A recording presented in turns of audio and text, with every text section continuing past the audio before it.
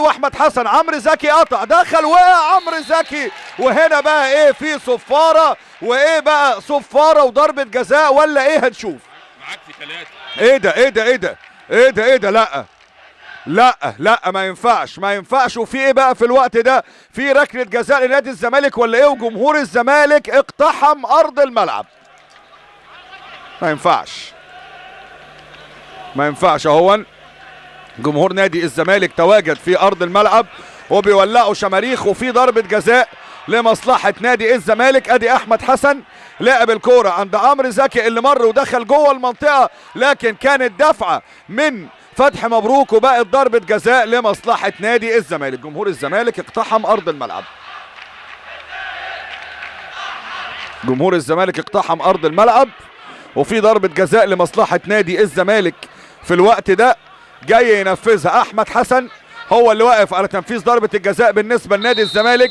احمد حسن في مواجهه احمد سعد مباشره، واحمد حسن يسجل الهدف الاول لنادي الزمالك في الدقيقه 7 من عمر واحداث شوط اللقاء الاول.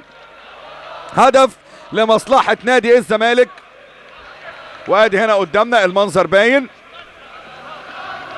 والصوره واضحه، وهدف لمصلحه نادي الزمالك بيسجله احمد حسن في مرمى نادي اتحاد الشرطة.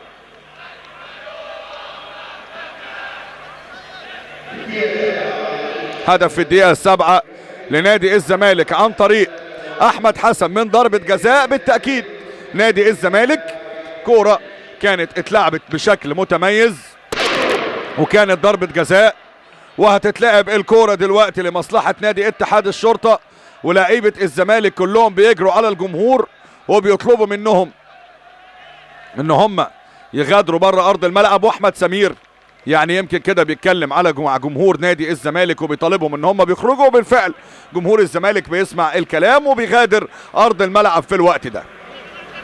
8 دقايق الزمالك بيتقدم بهدف من ركله جزاء اللي سجله هو احمد حسن من ضربه جزاء بعد ما كان في اعاقه من فتحي مبروك على عمرو زكي احتسبها حكم المباراه محمد فاروق. هدف وركله جزاء لمصلحه نادي الزمالك.